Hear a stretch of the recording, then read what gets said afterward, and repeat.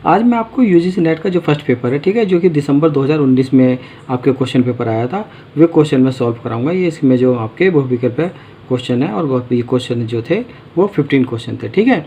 तो इन क्वेश्चन को मैं आपको सॉल्व कराऊंगा। तो इसमें देखिएगा इसमें जो सबसे पहला क्वेश्चन आया कि नीचे एक प्रश्न दिया गया है और उसके बाद 3 कथन दिए गए हैं। इन कथनों के ABC की पहचान करें जो प्रश्न का उत्तर देने के लिए आवश्यक है। प्रश्न है आपका कि एक कक्षा में अध्ययन करने वाले 30 छात्रों की औसत उम्र क्या है। इसमें आपके ऑप्शन दिए गए हैं। कक्षा में लड़के और लड़कियां 7:8 में हैं। बी ऑप्शन है आपका कि लड़के और लड़कियों की औसत आयु क्रमशः 22.2 और वर्ष है और लड़कियों की जो है 11.4 वर्ष है, ठीक है। सी ऑप्शन है आपका कि कक्षा में लड़कों की संख्या कक्षा में लड़कियों की संख्या की तुलना में 2 कम है, ठीक है। तो ये जो 3 ऑप्शन दिए गए, इन 3 ऑप्शन से इस क्वेश्चन को कैसे सॉल्व किया जा सकता है, ठीक है, ये मैं बता रहा हूँ। तो सबसे पहले जो हम लेते हैं वो क्या लेते हैं, फर्स्ट ऑप्शन लेते हैं। तो इसमें कहा गया है आपका, इसमें लिए गए हैं आपके कि लड़के और लड़कियां, तो लड़के हैं आपके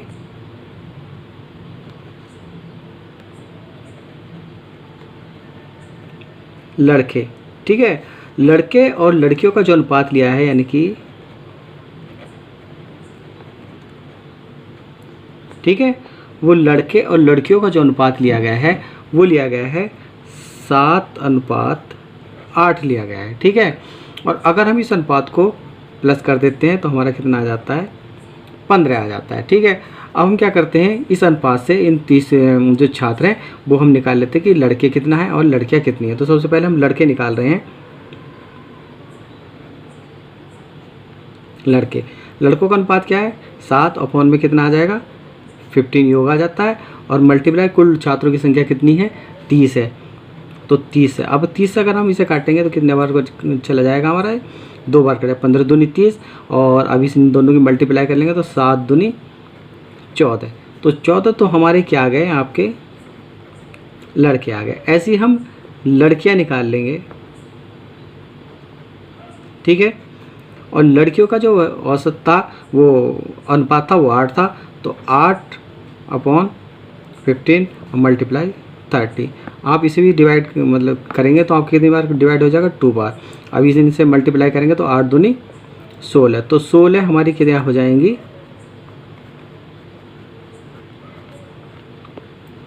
लड़कियां हो जाएंगी, ठीक है। तो अब ये देखेगा कि जो आपका फर्स्ट ऑप्शन था कि कक्षा में लड़के और लड़कियों का अनुपात 7:8 है, तो हमने 7:8 में निकाल लिया, ठीक है। अब इसी के साथ साथ हमारा जो ऑप्शन सी है वो भी हमारा सॉल्व हो रहा है कि कक्षा में लड़कियों की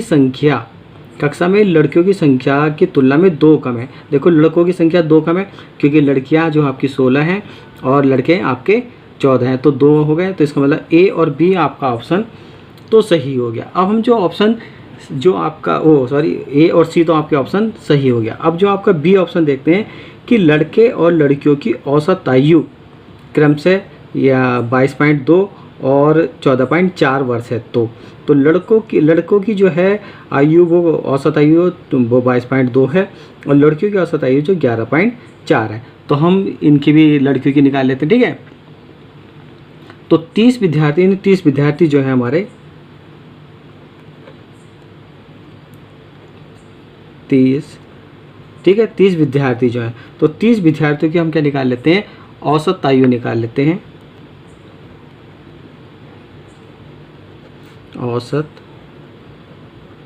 औसत आयु निकाल लेते हैं।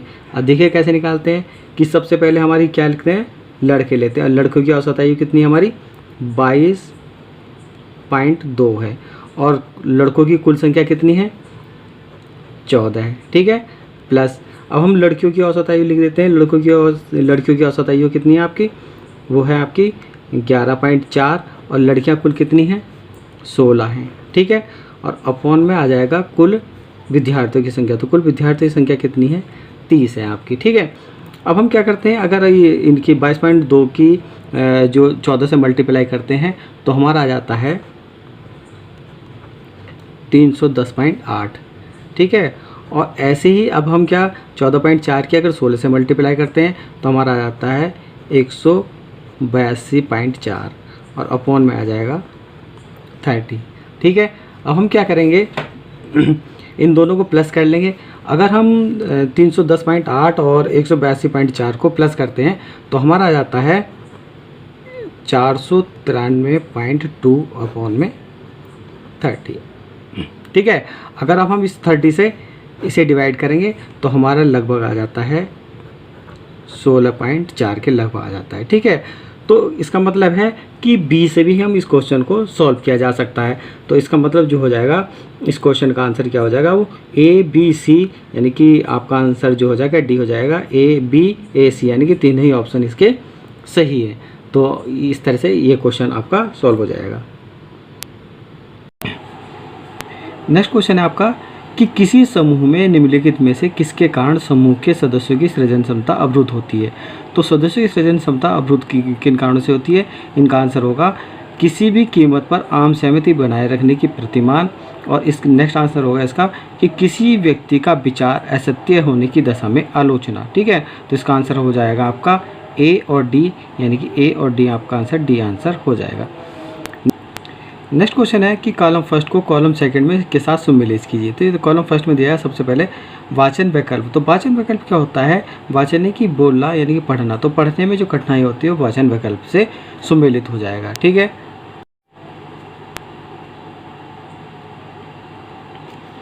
इसके बाद बी वैकल्प है आपका कि लेखन वैकल्प। लेखन वैकल्प जो होता है कि लेखन में कठिनाई, ठीक है, ये इससे सम्मिलित हो जाएगा। परिकल्पन वैकल्प, परिकल्पन वैकल्प जो होता है वो आपकी गणित के कार्य में कठिनाइयाँ जो होती है इनके कारण होता है। ठीक है, तो ये इससे सम्मिलित हो जाएगा। नेक्स्ट है कि ADHD।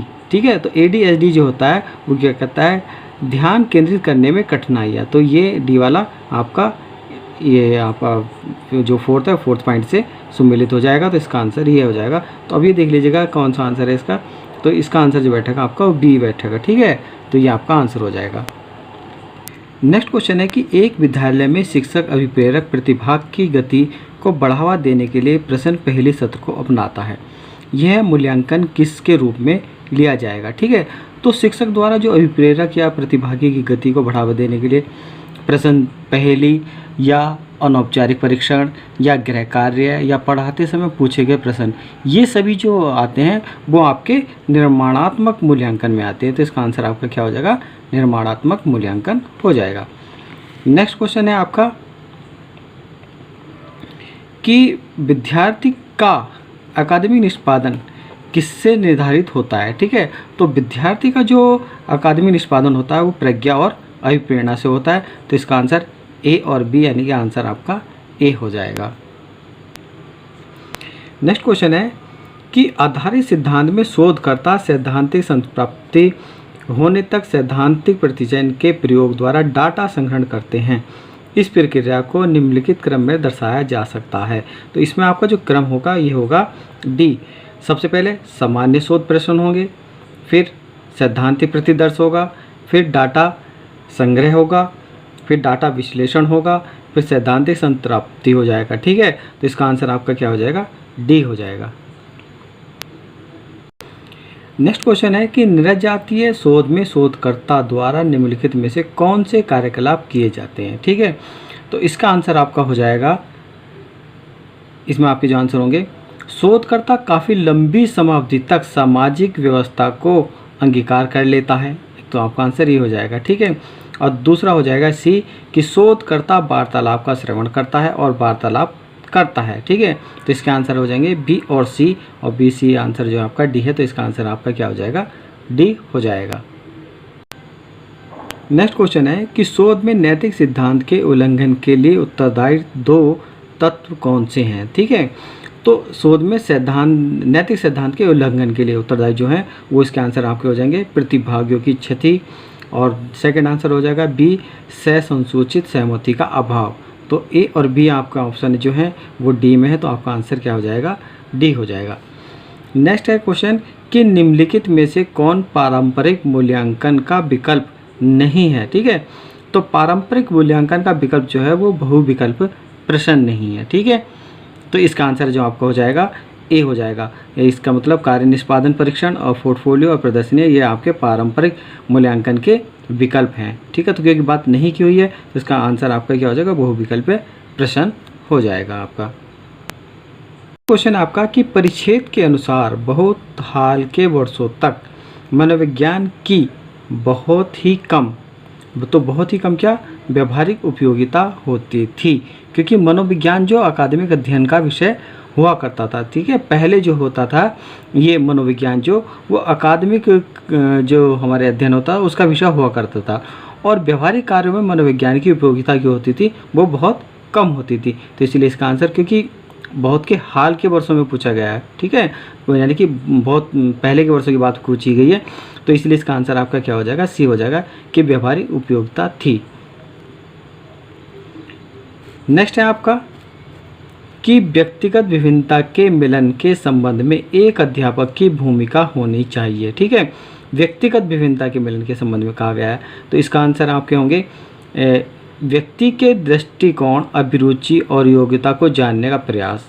ठीक है, ये अध्यापक की भूमिका होनी चाहिए। नेक्स्ट है कि व्यक्ति आधारित पाठ्यक्रमों को उनकी आवश्यकता के अनुसार जानने की कोशिश। तो इसके आंसर जो होते होंगे वो ए और बी दोनों हो जाएंगे, यानी कि ए और बी दोनों। इसका आंसर आपका क्या हो जाएगा, सी हो जाएगा।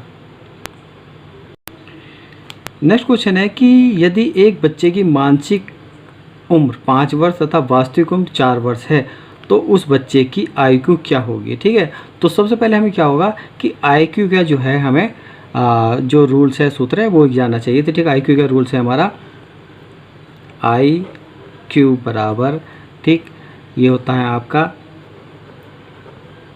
MA/CA और आपका 100 होता है। MA यानी कि मेंटल एज और CA जो होती है वो क्रोनोलॉजिकल एज होती है। ठीक है, तो अब इसमें कहा गया है कि मानसिक एज, जो बच्चे की मानसिक एज बताई गई है वो आपकी 5 वर्ष है, यानी कि मेंटल एज जो उसकी 5 ईयर है। ठीक है, और वास्तविक उम्र जो है उसकी 4 वर्ष है, और ये आपका 100 आ जाएगा। ठीक है, अब 4 से आप 100 को इसे डिवाइड करोगे यानी काटोगे तो ये 25 बार कट जाएगा, 25 चौका 100। ठीक है, अब इनके दोनों मल्टीप्लाई कर लेंगे तो कितना आ जाएगा, 25 पंजे 125। ठीक है, तो जो बच्चे की IQ होगी, IQ जो हो जाएगी वो कितनी हो जाएगी, 125 हो जाएगी। तो आंसर आपका क्या हो जाएगा, ए हो जाएगा।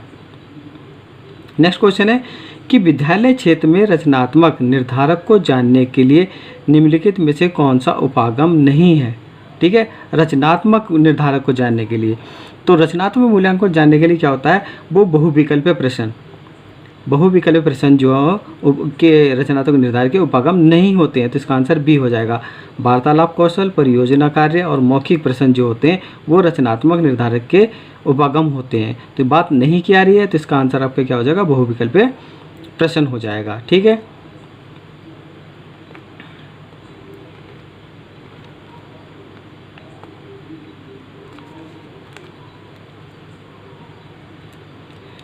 नेक्स्ट क्वेश्चन है कि आपकी कक्षा में कुछ छात्र अति मेधावी हैं, आप उन्हें किस तरह पढ़ाएंगे। ठीक है, जो मेधावी छात्र होते हैं उन्हें आप क्या करेंगे, स्मृतिकरण कार्यक्रमों के द्वारा आप पढ़ाएंगे। तो ठीक, इसका आंसर आपका क्या हो जाएगा, सी आंसर हो जाएगा। नेक्स्ट क्वेश्चन है कि नैदानिक परीक्षा का मुख्य उद्देश्य है। तो ठीक है, नैदानिक परीक्षा की बात हो रही है, तो इसका आंसर आपका हो जाएगा अकादमिक कठिनाइयों के विशेष प्रकृति की आवश्यकता को जानना। ठीक है, तो वह नैदानिक परीक्षा का मुख्य उद्देश्य हो जाएगा। तो आपका आंसर हो जाएगा सी। देखिएगा नेक्स्ट क्वेश्चन जो आपका कंप्यूटर से लिया गया है। कंप्यूटर सिस्टम में के माध्यम से टेक्स्ट और न्यूमेरिकल डाटा में प्रवेश करने की पद्धति सर्वाधिक सामान्य पद्धति है। ठीक है, तो कंप्यूटर में जो है टेक्स्ट और न्यूमेरिकल डाटा प्रवेश करने की जो कराया जा सकता है वो आपका कीबोर्ड के माध्यम से कराया जाता है, क्योंकि कीबोर्ड जो होता है कंप्यूटर की जो है होती है वो इनपुट डिवाइस होती है। तो इसका आंसर आपका क्या हो जाएगा, ए हो जाएगा। नेक्स्ट क्वेश्चन है आपका, ये भी कंप्यूटर से रिलेटिव है। ठीक है, कि डाटा को सूचना में प्रोसेस करने के लिए इस उपकरण की आवश्यकता पड़ती है और इसमें इंटीग्रेटेड सर्किट होते हैं। ठीक है, तो इंटीग्रेटेड सर्किट जो होते हैं वो आपके किस में होते हैं, वो सीपीयू में होते हैं, ठीक है। क्योंकि सीपीयू क्या होता है, सीपीयू सेंट्रल प्रोसेसिंग यूनिट होती है, ठीक है। और इस सेंट्रल प्रोसेसिंग यूनिट को ही कंप्यूटर का क्या कहा जाता है, दिमाग कहा जाता है, ठीक है। और इस सेंट्रल जो प्रोसेसिंग यूनिट होता है, इसका प्रमुख कार्य क्या होता है, वो कंप्यूटर में जो है वो डाटा जो इनपुट कराने के बाद जो प्रोसेसिंग का कार्य करते हैं, ठीक है। तो इसका आंसर जो हो जाएगा आपका सीपीयू हो जाएगा। नेक्स्ट क्वेश्चन भी कंप्यूटर का ही है आपका, कि कंप्यूटर माउस किस प्रकार का डिवाइस है, ठीक है। तो कंप्यूटर माउस जो होता है वो आपका इनपुट डिवाइस होता है, तो इसका आंसर आपका डी हो जाएगा। तो नेक्स्ट क्वेश्चन भी कंप्यूटर से है, कि जिससे कंप्यूटर एक से अधिक टास्क परफॉर्म कर सकता है, उस सेट ऑफ इंस्ट्रक्शन के लिए निम्नलिखित में से कौन सा पद उपयुक्त होता है। तो वो जो होता है कि एक से अधिक टास्क परफॉर्म जो किया जा सकता है वो सॉफ्टवेयर के माध्यम से किया जा सकता है, तो इसका आंसर आपका क्या हो जाएगा, बी सॉफ्टवेयर हो जाएगा। नेक्स्ट क्वेश्चन है आपका, कि कंप्यूटर में प्रिंटेड डायग्राम पाने के लिए यूज किया जाने वाला इनपुट डिवाइस कह रहा है, ठीक है। तो इसमें क्या होता है कि प्रिंटेड डायग्राम पाने के लिए, ठीक है, तो इसमें आ जाएगा आपका स्कैनर, क्योंकि स्कैनर जो होता है वो आपका इनपुट डिवाइस होता है, और स्कैनर के माध्यम से क्या होता है, हम ग्राफिक और टेक्स्ट को के जो टेक्स्ट होते हैं, ठीक है, उन्हें पेपर के माध्यम से हम स्कैन करके कंप्यूटर में प्रवेश कर सकते हैं, ठीक है। तो इसका आंसर जो हो जाएगा आपका क्या हो जाएगा, स्कैनर हो जाएगा। नेक्स्ट क्वेश्चन है, कि कंप्यूटर माउस किस प्रकार का डिवाइस है। ये आपका क्वेश्चन रिपीट हुआ है। कंप्यूटर माउस जो होता है आपका वो इनपुट डिवाइस होता है। नेक्स्ट क्वेश्चन है, कि वर्ड में यूज़र द्वारा सेलेक्टेड टेक्स्ट की सेटिंग के लिए शॉर्टकट की क्या है, ठीक है। तो शॉर्टकट की क्या होती है, कि कंप्यूटर पर तेज़ी से कार्य करने के लिए शॉर्टकट की का प्रयोग किया जाता है, ठीक है। और वर्ड में यूज़र द्वारा सेलेक्टेड टेक्स्ट की सेटिंग करने के लिए जो सेलेक्टेड की होती है वो होती है कंट्रोल+E, तो इसका आंसर आपका हो जाएगा डी आंसर हो जाएगा। नेक्स्ट क्वेश्चन है आपका, कि एक्सेल एक है, ठीक है। तो एक्सेल MS एक्सेल क्या होती है, वो क्या है, आपकी एक इलेक्ट्रॉनिक स्प्रेडशीट होती है, ठीक है। और एक्सेल का प्रयोग जो किया जाता है वो डाटा को स्टोर करने के लिए, ठीक है, ऑर्गेनाइज करने के लिए और व्यवस्थित करने के लिए किया जाता है। तो एक्सेल एक क्या है, वो आपकी एक्सेल क्या है, आपकी एक स्प्रेडशीट प्रोग्राम है, ठीक है। तो इसका आंसर आपका क्या हो जाएगा, डी आंसर हो जाएगा। नेक्स्ट क्वेश्चन है, कि निम्न में से रैम का दूसरा सबसे बड़ा माप कौन सा है। रैंडम एक्सेस मेमोरी होती है, ठीक है। तो इसमें कौन कौन सी माप होती है ये मैं आपको बता रहा हूँ। तो इसमें होता है सबसे पहले आपकी 8 बिट बराबर, ठीक है। तो 1 बिट बराबर होती है 1 बाइट होती है, ठीक है। इसके बाद 1024 बाइट बराबर, ठीक है। 1024 बाइट बराबर जो होती है वो होती है 1 किलोबाइट, ठीक। इसके बाद क्या होता है कि 1024 किलो बाइट बराबर, ठीक है। तो 1024 किलोबाइट बराबर होती है आपकी 1 मेगाबाइट, ठीक। अब आपकी 1024 मेगाबाइट बराबर, ठीक है, हो जाएगी 1 गीगाबाइट, ठीक। इसके बाद 1024 गीगा बाइट बराबर, ठीक है। तो 1024 गीगाबाइट हो जाएगी आपकी 1 टेराबाइट, 1 टेराबाइट हो जाती है। और इसके बाद 1024 टेराबाइट बराबर हो जाते हैं आपके 1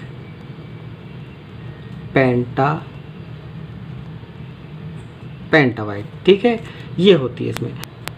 तो देखिए क्वेश्चन में क्या पूछ रहा है, क्वेश्चन में पूछ रहा है कि निम्न में से रैम का दूसरा सबसे बड़ा माप कौन सा है। देखिए दूसरा सबसे बड़े माप की पूछ रहा है, तो हम क्या करते हैं, इसे सबसे बड़े माप से लेके चलते हैं। तो सबसे पहले सबसे बड़ी बात होती है पेंटाबाइट, ठीक है। इसके बाद है टेराबाइट, जो टेराबाइट इसमें दी गई है, और टेराबाइट के बाद क्या आती है आपकी गीगाबाइट होती है, और गीगाबाइट भी दी है। क्योंकि इसमें पेंटाबाइट नहीं दी गई है, टेराबाइट दी गई है और गीगाबाइट दी गई, तो इसका मतलब इसे दूसरे नंबर की जो हो जाएगी आपकी वो क्या हो जाएगी, गीगाबाइट हो जाएगी। तो इसका आंसर जो हो जाएगा आपका डी आंसर हो जाएगा, गीगाबाइट हो जाएगा आपका आंसर, ठीक है। नेक्स्ट क्वेश्चन है कि मदरबोर्ड में क्या रहता है जो मदरबोर्ड और सीपीयू को एक दूसरे से पुर्जे से जोड़ता है, ठीक है। तो मदरबोर्ड और सीपीयू में एक दूसरे को जोड़ने के लिए क्या होता है, वो सिस्टम बस होता है, ठीक है। तो इसका आपका आंसर जो हो जाएगा सिस्टम बस, यानी कि बी आंसर हो जाएगा। और इस सिस्टम बस को आपको जो है ये फ्रंट साइड बस भी कहा जाता है, इंटरनल बस भी कहा जाता है, और मेमोरी बस भी कहा जाता है, ठीक है। ये सिस्टम बस को इतने नामों से जानते हैं, कौन कौन से, सिस्टम बस, फ्रंट साइड बस, और इंटरनल बस, और मेमोरी बस भी कहा जाता है, ठीक है। तो इसका बी का आंसर आपका क्या हो जाएगा, बी सिस्टम बस हो जाएगा। तो ये 25 क्वेश्चन जो मैंने आपको कराए हैं, और ये से जो आपके 25 क्वेश्चन मैं नेक्स्ट वीडियो में कराऊंगा, ठीक है। और अभी तक आपने मेरे चैनल सब्सक्राइब नहीं, मेरे चैनल को सब्सक्राइब कर वीडियो को लाइक और शेयर कीजिएगा।